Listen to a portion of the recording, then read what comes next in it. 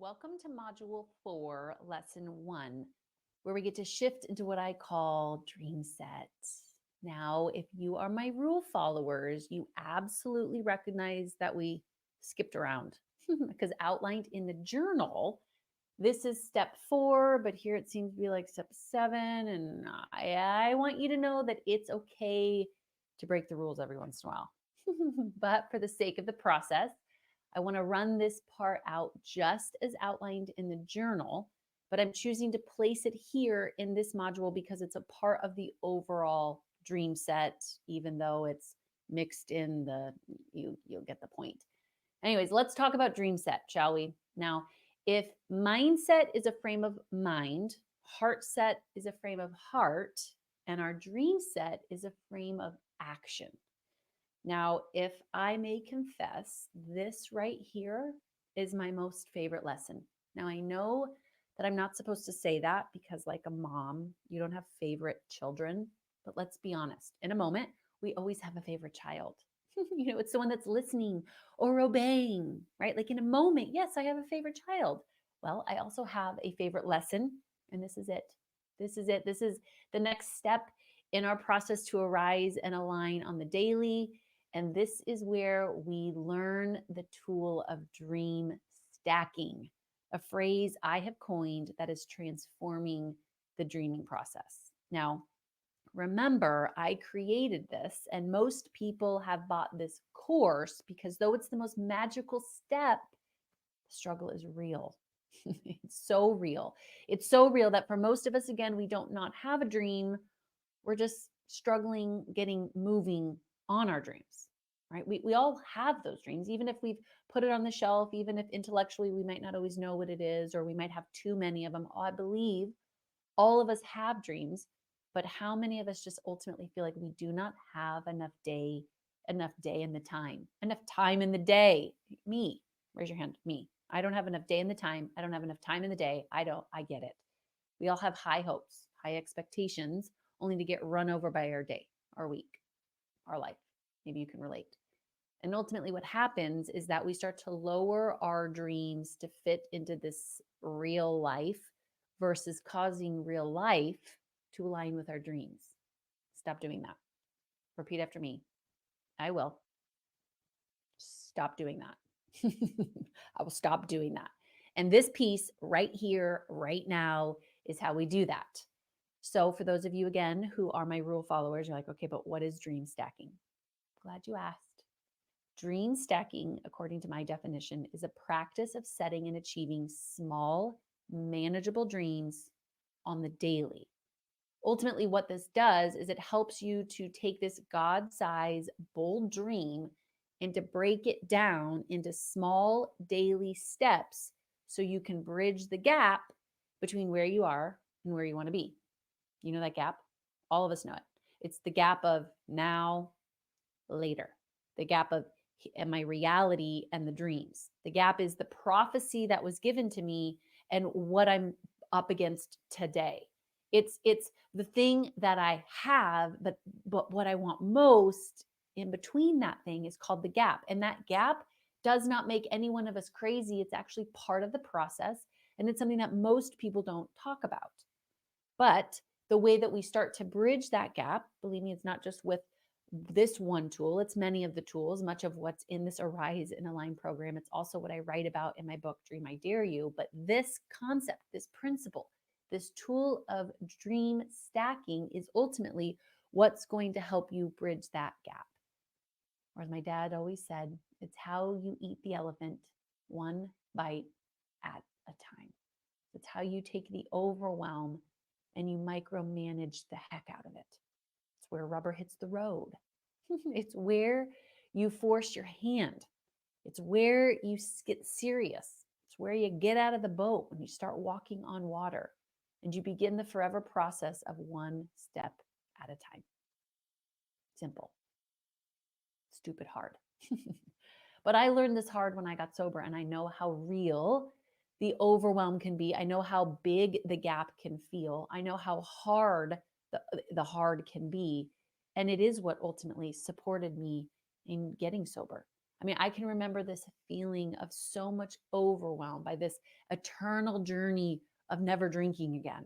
And it really messed with my head. Again, you guys know that I didn't drink a lot, I just drank often. And so it was a part of my day to day. And so when I started to think about never drinking again, it started to feel overwhelming, just like our dreams. Like, that's a really big dream, or I don't know how I'm going to get there. And all of a sudden, we start to magnify all the question marks as opposed to recognizing that we just start small.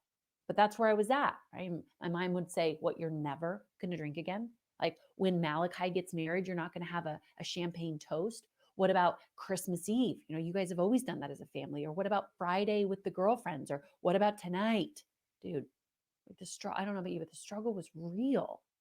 And so ultimately, to make my goal of sobriety a lifestyle, right, without losing my mind or burning out due to these insane levels of anxiety and all the questions that my brain was firing at me, I had to start kindly yet firmly telling myself, I don't know about 15 years from now, or a year from now, or even tonight.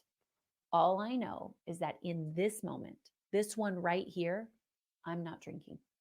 And step by step, I kid you not, moment by moment, I learned to let go of 20 years, 1 year, tonight, and I let it go. And I got into my present moment.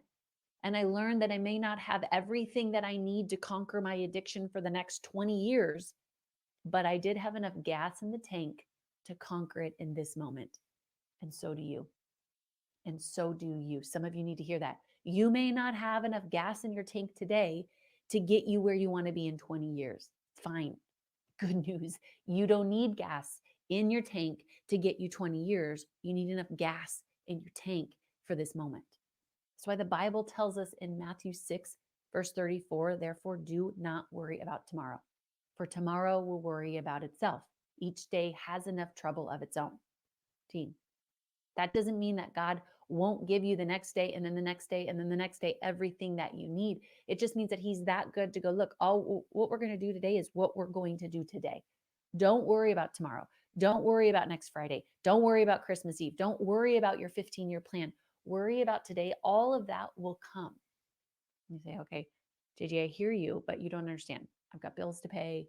I've got a business to run. I've got a past that keeps me down. I've got these habits. I've got these addictions. No, I get it. I had and have all of those too. Me too. But the Bible has something to say about that too. Prior to that message that's delivered to us in verse 34, if you rewind in scripture, it says, why do you worry about clothes? See how the flowers of the field grow, or they do not labor or spin. Yet I tell you that not even Solomon in all his splendor was dressed like one of these. It's incredible. I love these verses. In verse 30, it says, if that is how God clothes the grass of the field, which is here today and tomorrow is thrown into the fire, will he not much more clothe you, you of little faith? So do not worry, saying, what shall we eat, or what shall we drink, or what shall we wear? For the pagans run after all of these things. And your heavenly Father knows, underline that word, knows that you need them. It's incredible.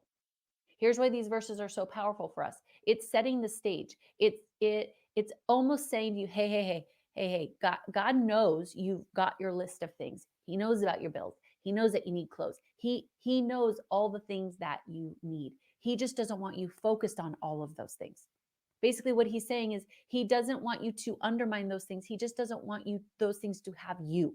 And what happens is we start to look at all of the things that we need or we're going to have, and we start to ask those things to give us something that they were never designed to give us. And what he's saying in this is, hey, I want you to recognize that I already see that you have all of those needs. You have all those needs. And he's already telling you, I've got those things met. I've got those issues met.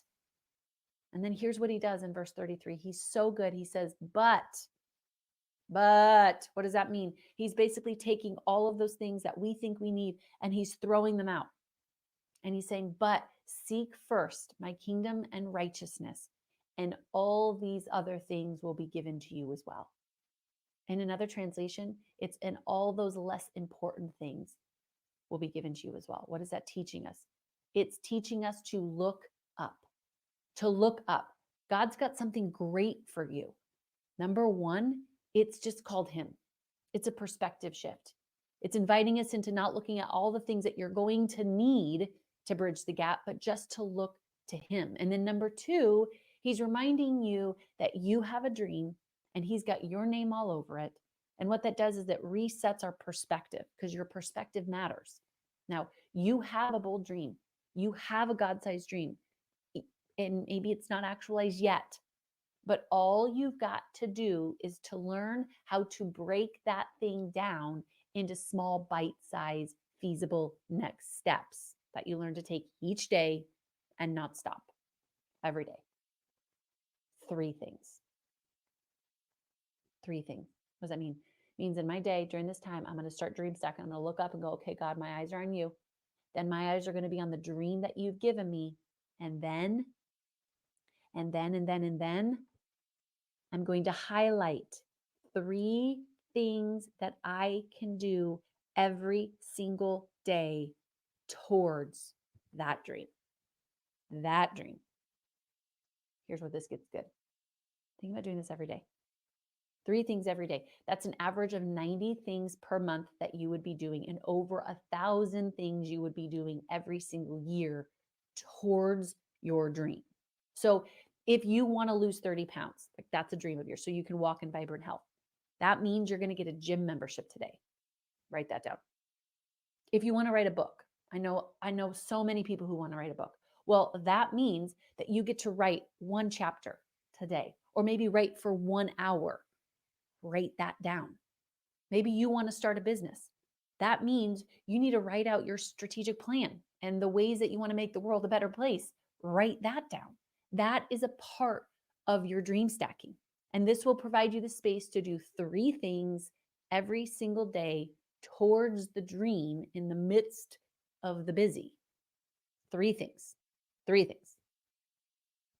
Note, these 3 things will be simple, not easy. And they will be tied towards the dream that you want most, not just the busy and the distraction that is around you, which is what makes these things hard.